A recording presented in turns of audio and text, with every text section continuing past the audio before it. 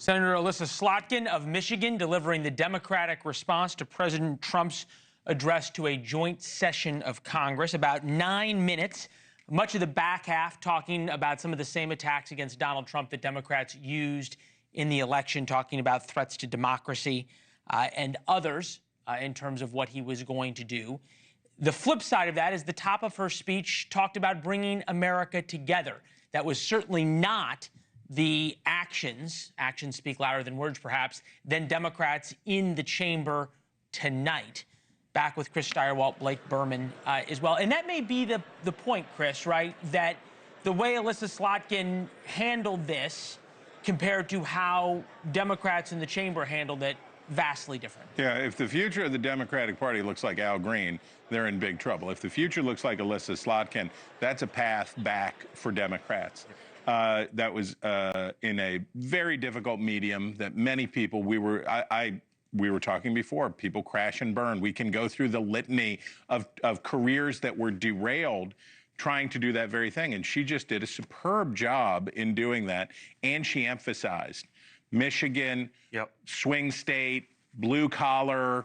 Yeah, who said, I work for Obama and Bush. This is why America's exceptional. Parents of split parties. It's very hard to do, but this is the hard work that Democrats are going to have to do, which is pain is the touchstone of all spiritual growth. You don't get better until it hurts. Have Democrats hurt enough for long enough that they are now ready to act normal? Because I promise you, if either one of these two parties could act normal for 5 minutes, they would have a durable majority, but neither can seem to keep it together. It's a good point, Blake, but I want to touch on this. To your point, have they endured enough pain? Not enough pain to get away from threat to democracy. Elon Musk is going through your Social Security data, sort of these things that have not worked in the past. Here are my notes. She talked about prices, entitlements, Musk, border, Ukraine, cozying up to dictators, democracy at risk, and her message to Democrats, okay? I didn't just say abortion. No, you're right. That was down the home stretch of November. You couldn't hear any, right? Abortion, that was the message from Democrats. Threat to democracy. She didn't say threat to democracy. She said democracy at risk. So she's trying to, she was there, you know, phrase it a little bit differently. Price gouging, remember that was the thing in November. Not there anymore. So the message has changed. Granted, this is just one senator, but clearly it's a movement there. They want the message to be changing. It's in an arc, right? It's in a morph. Environmental Protection Agency Administrator Lee Zeldin with us now from the Capitol building behind me. It's good to see you, sir. First interview here with us. What did the White House want the headline to be out of the speech? What President Trump said or how Democrats reacted? I think most importantly was the message to the American people and cutting through what the headline might be. This is one of the reasons why he won last November, is that Americans are concerned about issues related to our economy, our border, public safety, supporting law enforcement, and so much more. President Trump was cognizant of that during the campaign when he was fighting for their vote, and he still remains cognizant of that now when he's delivering a speech before a joint session of Congress. He's speaking beyond just the people who are inside the room, beyond even the mediums that might be covering it live, such as on your great show, but speaking directly to the American people who want to see him dealing with the issues that he was talking about. All right, so this is what I thought was interesting, because you're right. Huge victory lap on the border, and well-deserved. The numbers have changed radically, as the president pointed out. Victory lap on the culture war issues, and was able to point out these stark differences with Democrats, whether it be about only hiring ATC controllers, air traffic controllers based on merit, whether it be about boys and girls sports that Democrats voted against. There was two places I thought he was on the defensive of. Number one was on the economy, talking about how bad things were, basically asking for more time. The second thing was the issue of tariffs, where he says there's going to be some disruptions. You and I both know the American people do not have a lot of patience for disruption when it comes to higher prices. How does this president, how long does this president think he can say to the American people, just wait for prices to come down? Well, first off, I don't feel like the president is on the defensive about the economy at all, and he's really proud of the massive investments that have come into this country, and he was highlighting hundreds of billions of investments, dollars worth of investments into different aspects of the American economy coming in from individual companies. He's been working hard for it. He's proud of it. As it relates to tariffs, President Trump went through this the first time, and it does require patience. We saw it when NAFTA was renegotiated into USMCA. The final product is something that a whole lot of Americans were really happy with, but to get there is a tough negotiation. And back then, some people are old enough to remember his first term going through this with Mexico and Canada. And there are struggles, there are days where you have to have intestinal fortitude and to be able to battle through that negotiation, and not just a friend, an ally, but also with a foe. He saw that in his first term as it relates to China. At the end of the day, he was able to reach that phase 1 agreement, and people were able to see the light and understand that plan, that vision that he worked through in navigating that moment with China. And then COVID hit, and then the rest is history as to how that went. Happened. Administrator Zeldin, thank you very much. Glad to have you. We appreciate it. That obviously the view from Republicans, from the administration, that is quite happy with Donald Trump's performance tonight. There were two parts of this speech, I think. Number one was Donald Trump's performance, which was masterful in so many ways. And the showman, things we never saw done during a State of the Union before, the signing of the executive order, the making a 13-year-old cancer survivor a member of the Secret Service, the announcing a young man had been admitted to West Point. This was Donald Trump at his best. Perhaps at their worst were Democrats, and that is the other half of this story. Never before has the opposing party been such a headline out of a State of the Union. We won the popular vote by big numbers and won counties in our country.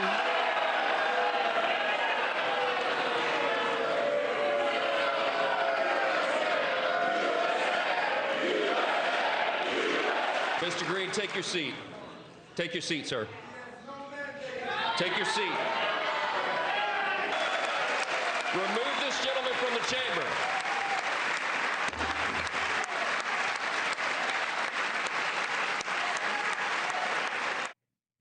Congressman Al Green of Texas there heckling Donald Trump as he gave his address to a joint session of Congress, to the point that, as far as we can tell, an unprecedented move by the Speaker of the House, having the congressman from Texas removed from the chamber as he shook his cane, came out to talk to reporters and said he was going to draw up new articles of impeachment against Donald Trump because he's already had some in 43 days into the administration. That was just some of the moments of booing, hissing, and other, shall we say, antics by Democrats during the 98-minute address. With us now, Congresswoman Debbie Wasserman Schultz, a Democrat of Florida. It's always good to see you, ma'am. Thank you. Just pull back the curtain for us. What was the strategy behind holding up the signs, heckling Trump, the booing, the hissing, Al Green shaking his cane? Was this a cohesive strategy, or it just sort of happened?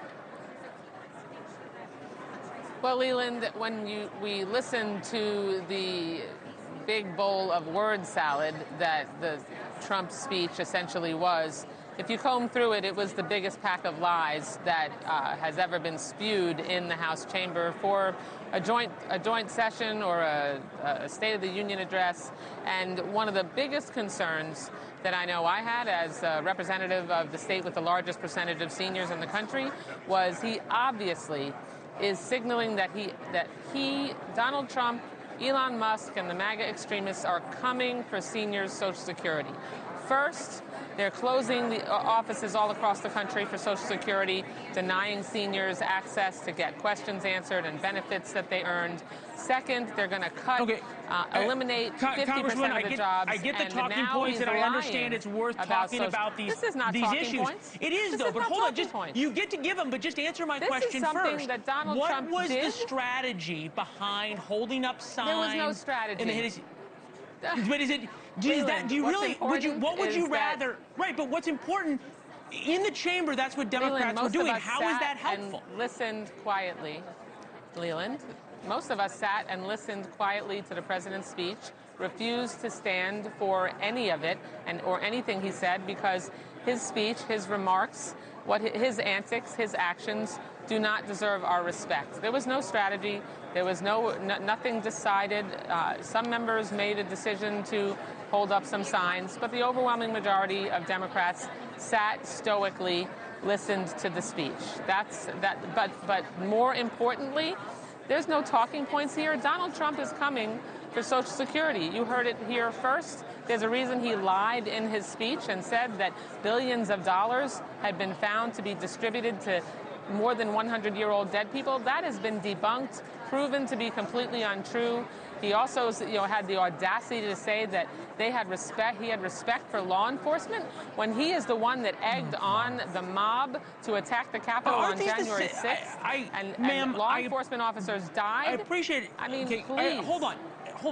The American people understand a lot more clearly. No, they don't. The American people have completely sort of pushed that. Well, is that why Republicans won and Trump's president? This is what I don't understand. That argument about supporting law enforcement on January 6th, it didn't work. It didn't work. Another lie. Donald Trump says he has this huge mandate and won the popular vote by a landslide. He won by a little more than 1%. And they did not, the voters of America did not elect Donald Trump to slash and burn hundreds of thousands of jobs. They did not elect him to cut biomedical research, to cut veterans' jobs, to cut health care, to cut Medicaid. They elected him because he said that on day one he was going to lower prices, which he hasn't done at all. In fact, he's levying massive tariffs that are going to cause people's prices to go up. The stock market crashed today. We noted he was on the defense. This is Donald Trump's America. We noted he was on the defense about that. Congressman, it's always good to see you in studio next time. Congressman W. Washington Schultz of Florida with us now. Chris Cillizza, journalist, senior advisor for the DGA Group. Eric Erickson, host of the Eric Erickson Show. Gentlemen, thank you for staying up, both of you. You look well for 11:37. I think both of you guys had a couple cups of coffee. All right, Cillizza, first to you. I think that with W. Washington Schultz proved two things, right? They think Trump's vulnerable on Social Security. It may be the only thing they have. And they still haven't given up this ghost of what didn't work in the election. And I'll put this in large air quotes, Donald Trump, the threat to democracy. It just doesn't stick. The whole January 6th law enforcement thing doesn't work. People don't buy it. No, they don't. I don't. I feel like a lot of what we saw tonight from Democrats was doing the same thing and expecting different results, which, by the way, is the definition of insanity, right? Like the reality of the situation is, I think Democrats believe that Donald Trump disqualified himself on January 6th. That is absolutely their right. I always say this. The people who decide elections didn't think that. They just didn't. I mean, it's that simple. And to me, you got to move on. Talk about Social Security, Medicare, Medicaid. I think that's smart for them to talk about. Talk about the economy. Talk about Donald Trump said he would fix things on day one. He didn't.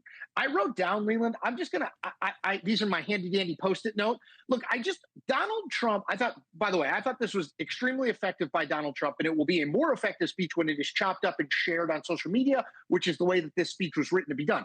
Here's a list of basically 80-20 issues with the public that he's on the right side of that he talked about tonight. Biological men in women's sports. The list of DOGE programs, all these crazy, it reminded me of John McCain talking about bears in Alaska, right? The government spending money on things people don't want the government to spend money on.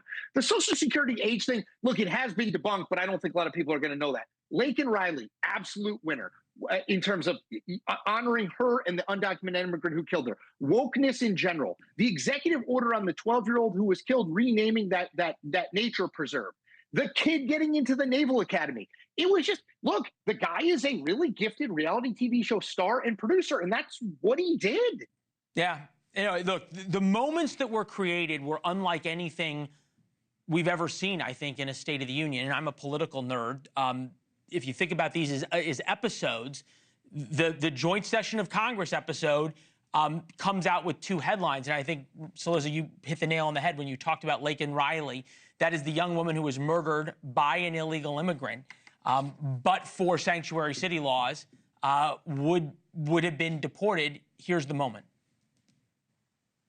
The very first bill I signed into law, as your 47th president mandates, the detention of all dangerous criminal aliens who threaten public safety.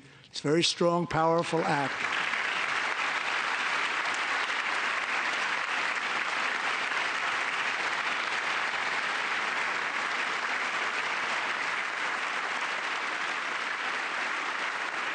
It's called the Laken-Riley Act. So Allison and Lauren, America will never, ever forget our beautiful Laken Hope Riley. Eric Erickson with us, who I think is the most honest commentator on the Republican conservative side because he's willing to call balls and strikes on Donald Trump. That does not necessarily make him super popular with the Donald Trump MAGA crew. And it also doesn't make me super popular with my panel here. I've got Mick Mulvaney, all offended here. Okay, Erickson's on the radio, Mulvaney's not. There we go. So here's the question, Eric. What do we make of the fact that Donald Trump seemed to read the room well enough for the 80-20 lines? He didn't go off the script. He didn't go into sort of full MAGA. What does that tell us?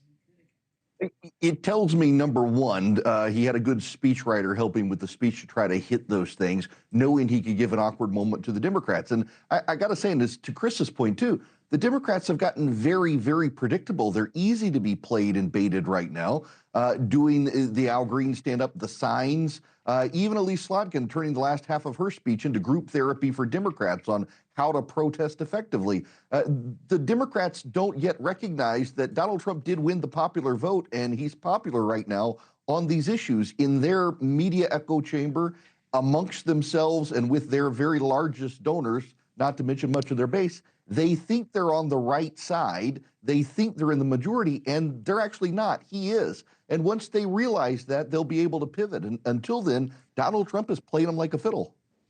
Yeah, the line he said, nothing I can do to make them happy, sort of goading Democrats at that moment to get up and applaud, and they wouldn't.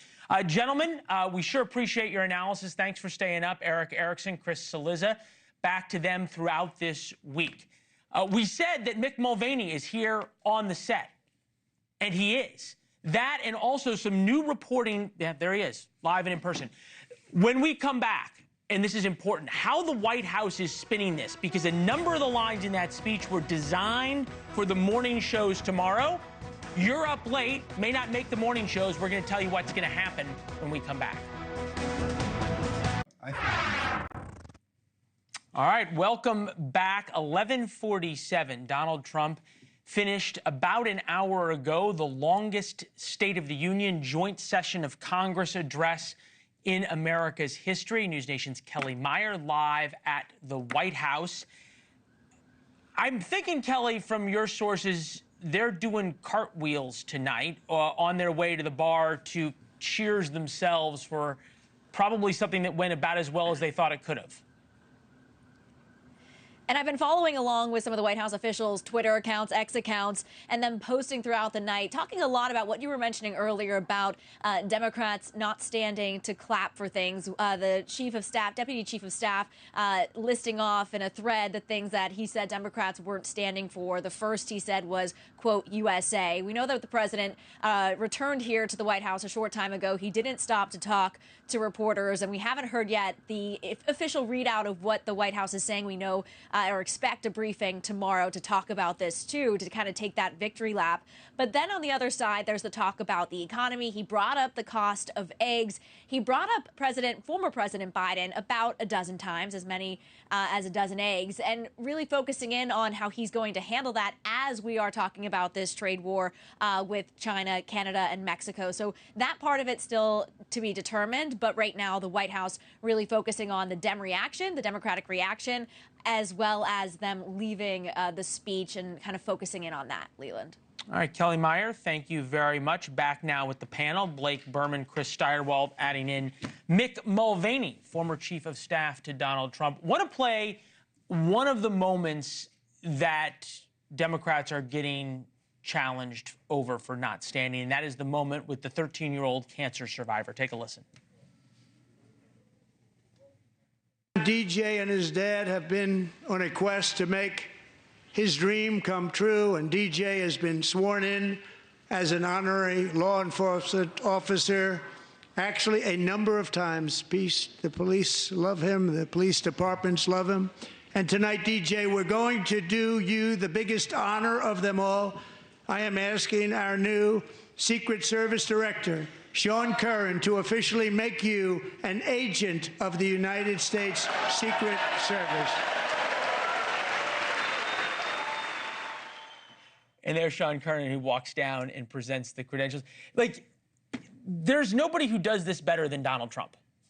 So I've been in that chamber for these speeches back during the Obama years when I was a member of Congress, and we always looked for something we could stand up to, because, I mean, you know that something is going to come that has nothing to do with policy and everything to do with just rah-rah America, right? And why you can't stand for that, I have no idea. You really have to hate Donald Trump to sort of sit down. Well, look, Debbie Wasserman Schultz wouldn't cop to it, but I think the line went out to Democrats: you will not stand up. No, I really don't think so. Because there's going to be some folks in some swing districts who might want to, but no. Don't ever assume a conspiracy in this town when incompetent. I'm not saying it was an edict that was put out, but there was enough moments, as you point out, of rah-rah America that Democrats didn't stand for. I just think that speaks to how much they hate Trump. I mean, well, you explained it already this evening. Donald Trump's superpower is making his enemies, turning them into pretzels. So Trump comes out, he starts the speech. How does he start?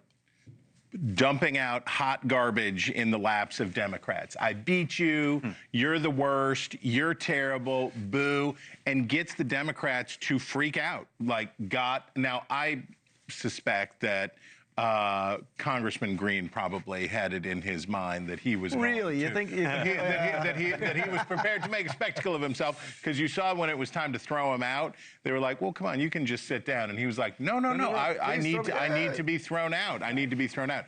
But Donald Trump came in and lit that room on fire. He came in and was as partisan and rank and in Democrats' faces as possible, got them all twisted up into their pretzel. And then he pivots away and says, don't we like when disabled children are given honors? Don't we like when people are given access to the West Point? Don't we like when these things happen? And Democrats by then were already gone down the pretzel path. So I saw the Kelly Meyer interview just now, and she mentioned that the deputy chief of staff had put out a list of things that the Democrats should have stood up for and did not. That's now Stephen Miller's title. Okay, Stephen Miller's the one who did it. Yeah, exactly. And my guess is he's also somebody who factored heavily in the writing of that speech. Right. No, they plan these. Stephen knows how to do this. They plan these moments. That's exactly right. You got the last 30 seconds here. Is there a chance the Trump White House overdid this, and the coverage of Democrats will overshadow what they went out there in the speech? What Democrats did tonight is going to be remembered for quite some time. At the end of the day, though, I still come back to what did you say tonight on prices? Right, and that's going to be Chris. Yeah, and Republicans in this town are worried, and rightfully so, because people know it's the one thing. Like when you wake up tomorrow and you go to whatever coffee shop or whatever, you're like, man, that thing is still expensive. And at the end of the day, it's still going to be, look, this was a good night for President Trump for lots of reasons, which you've discussed. But that's still the one thing he's got to have to address. It's like cable news. You can have a great show, and the next morning you got to get up and do it all over again. Tomorrow he's got to get up and deal with. What did I tell you? Burman means business. Burman means business. I know he's kicking himself. There was no Bitcoin reference in this speech. there was none. The crypto conference is on Friday. Quick break. Back with some big news. What it exactly means on the war on terror. Haven't heard about that for a while. Why Trump talked about it when we come back.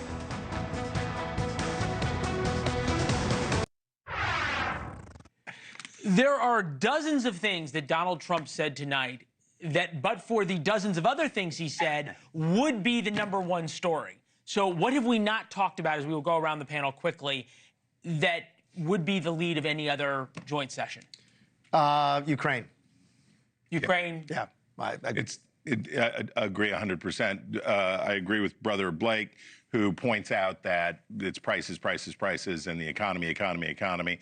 But the other major question looming over this administration is what they're going to do about Russia.